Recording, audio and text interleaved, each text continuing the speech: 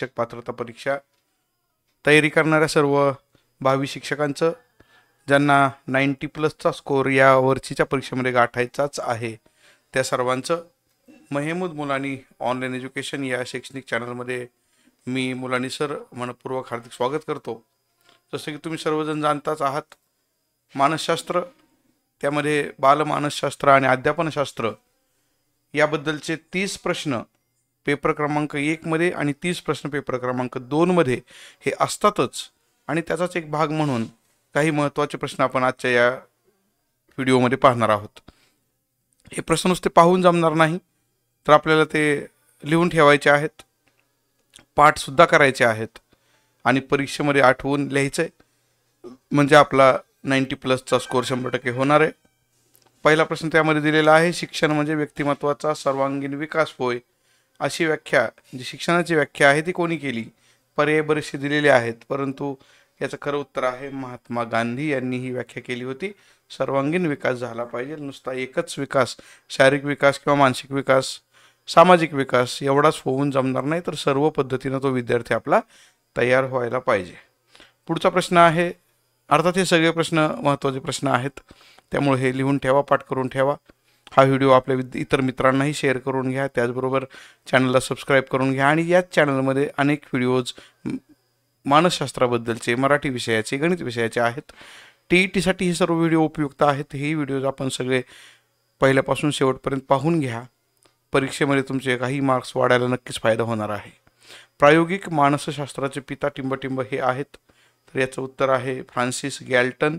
बऱ्याच वेळेला आपण जी नावं वाचलेली असतात, सिग्मंड फ्राईड सारखी, त्याची उत्तरं आपण लिहितो, पण खरी उत्तरं ती असतील किंवा नाही हे सांगता येत नाही. म्हणून अभ्यास करणे आणि आठवणे हाच एकमेव चांगला मार्ग आहे. शिक्षकाचे सर्वात महत्त्वाचे कार्य म्हणजे सुव्यवस्था राखणे, हे तर काम आहेच. विषयवस्तू प्रदान करणे म्हणजे शिकवणे, हेही काम आहेच. समस्या सोडवणारे तंत्र शिकवणे, हेही काम आहेच. म्हणजे एकंदरीत विद्यार्थ्याच्या वाढीला मार्गदर्शन करण्याचं काम शिक्षकाला करायचं आहे. चौथा पर्याय बरोबर आहे. हा प्रश्न यापूर्वीच्या परीक्षेमध्ये आलेला प्रश्न आहे. धारणेचे मापन करताना खालीलपैकी कोणती पद्धती वापरली जात नाही?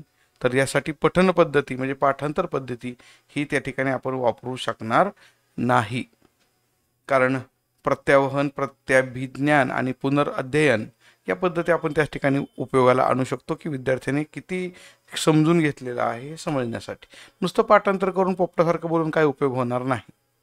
मंद विद्यार्थ्याची आकलन शक्ती कमी असते, म्हणून पुढीलपैकी कोणती बाब टाळावी? तर शिकवलेले मुद्दे घटवून घेतलेच पाहिजेत. त्याला झेपतील असा वर्गपाठ गृहपाठ दिला पाहिजे.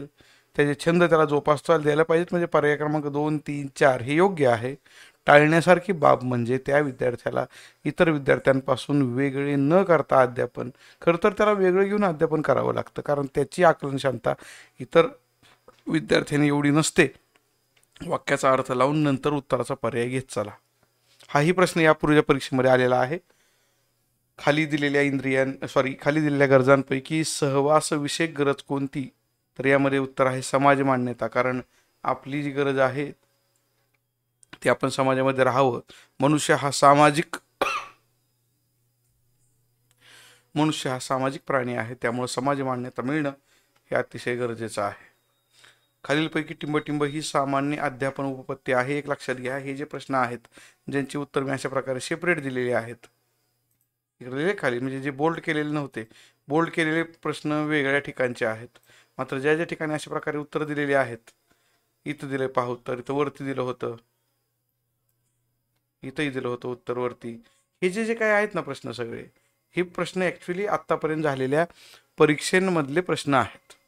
प्रश्नपत्रिकेमधून ते घेतलेले आहेत. आणि हे जे प्रश्न होते की त्याच्यापूर्वी ज्याची उत्तरं ठळक दिलेली आहेत, हे परीक्षेला आलेलं नाही, पण हे येऊ शकतं, कारण शिक्षकाचं महत्त्वाचं कार्य म्हणून हा प्रश्न विचारला जाऊ शकतो. हे एकदा लक्षात घ्या. याप्रमाणे आपण शिक्षक वर्तन उपपत्ती ही सामान्य अध्यापनासाठी वापरली उपपत्ती आहे. 6 ते 12 वयोगट हा किशोर अवस्थेचा वयोगट आहे. पुरेसा प्रश्न वाचून घ्या आणि मग निर्णय घ्या. 6 ते 12 म्हणजे किशोर अवस्था आहे. लैंगिक शिक्षणाचं उद्दिष्ट जे आहे ते वरीलपैकी सर्व उद्दिष्टे आहेत, अ व कड. हाच प्रश्न मी म्हणजे काही वेगवेगळे तुकडे जे केले होते त्याच्यामध्ये एकदा घेतलेला होता. पृष्ठच्या पद्धती, आता ही पद्धती नेमकी कोणती आहे हे माहिती असू दे तुम्हाला. पृष्ठच्या करणे म्हणजे विचारपूस करणे किंवा प्रश्न पद्धती असे याला आपण म्हणतो. मग या प्रश्न पद्धतीचा जो काही जनक आहे त्याचं नाव आहे शेफलर.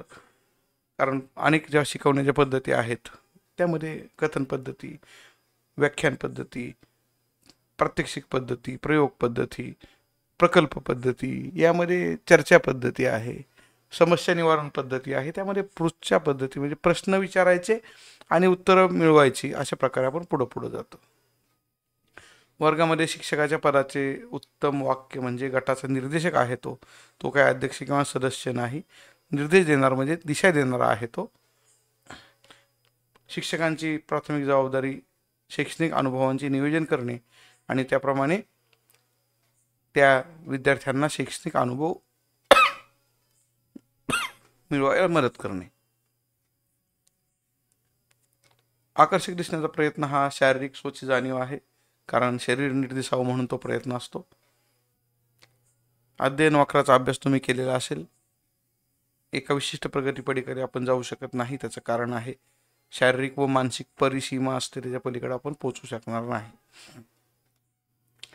कौशल्य आत्मसात करण्याची क्षमता म्हणजे बुद्धिमत्ता होय, अशी काही जणांनी बुद्धिमत्तेची व्याख्या केलेली आहे. कारण बुद्धिमत्ता म्हणजे नुसतं गणित सोडवणं नाही, नुसती बौद्धिक क्षमता चाचणी सोडवणं नाही, तर इतरही जी काही स्किल्स आहेत अगदी छोटी छोटी, मग ते वेल्डिंगचं काम असेल किंवा मॅन्युफॅक्चरिंगचं काम असेल, कुठलंही असू दे, त्यामध्ये कौशल्य आत्मसात करण्याचं काम म्हणजे बुद्धी. काही लोक म्हणतात काही कामांना बुद्धी लागत नाही, असं अजिबात नाही.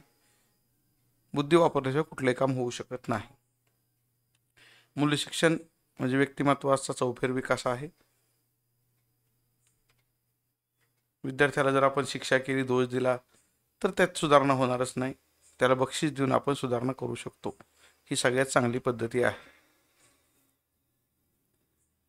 बहुविध बुद्धिमत्तेचा सिद्धांत कोणी मांडला, तर तो मांडलेला आहे गार्डनर यांनी. या प्रकारचे अनेक प्रश्न तुम्हाला पुढे दिसत आहेत. प्रश्न वाचून दाखवण्याची काही गरज नाही. तुम्ही प्रश्न बघून व्हिडिओ पॉज करून तो लिहून घेऊ शकता. शिकवणे म्हणजे वरीलपैकी सर्व आहे. विद्यार्थी प्रधान अध्यापन पद्धती म्हणजे चर्चा पद्धती, कारण व्याख्यान आणि कथनामध्ये फक्त शिक्षक त्याच्या बाजूने बोलत असतो, विद्यार्थी मात्र फक्त ऐकण्याचं काम करतो. त्यामुळे शिक्षण प्रधान पद्धती म्हणलं तर व्याख्यान पद्धती आहे. अध्यापन प्रतिमानांचे जनक मार्शा विल व ब्रूस जॉर्ज असे आहेत. गिलफोर्ड यांनी बुद्धिमत्तेचे एकूण घटक सुचवलेले होते 120. हा आकडा लक्षात ठेवा. मानसशास्त्राची पहिली प्रयोगशाळा विल्यम वुंट यांनी सुरू केलेली आहे. वास्तववादी शास्त्रामध्ये भौतिकशास्त्र आहे, जीवशास्त्र आहे, मानसशास्त्र सुद्धा आहे, पण तर्कशास्त्र हे वास्तववादी शास्त्र नाही. कारण तर्क करण्याची प्रत्येकाची म्हणजे विचारशक्ती वेगवेगळी वेगळ्या दिशेने जाऊ शकते. कुठलाही एक नियम त्या ठिकाणी लावता येत नाही. मानसशास्त्रातील आद्य ग्रंथ डी ॲनिमा हा आहे. साहचर्यवादी उपपत्ती स्किनर यांनी मांडलेली आहे. स्मृती म्हणजे नवा अनुभव अशी व्याख्या रॉस यांनी केलेली आहे. वर्तनवाद वॅटसनने मांडलेला होता. थोडक्यात मी सांगतो, नंतर तुम्ही सगळे प्रश्न सविस्तरपणे लिहून घेऊ शकता. तुमचा वेळ कमी जावा म्हणून व्हिडिओची लांबी अगदी शक्य आहे तेवढी आपण कमी ठेवतो आहोत.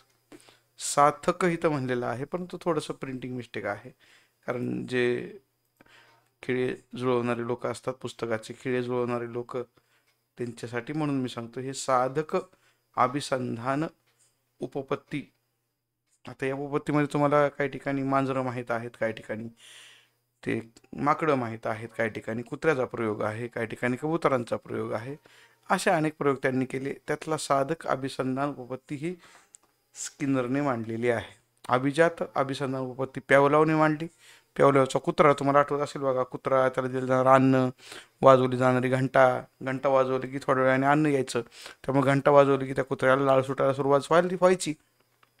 नंतर तर अन्न जरी नाही आणलं तरी नुसती बेल वाजवली, घंटा वाजवली की कुत्र्याला लाळ सुटलेली असायची. याला म्हणतात अभिजात अभिसंधान उपपत्ती. पॅवलॉवनं ती मांडलेली होती. प्रभुत्व संपादन उपपत्ती मांडलेली आहे ती ब्लूम या मानसशास्त्रज्ञाने.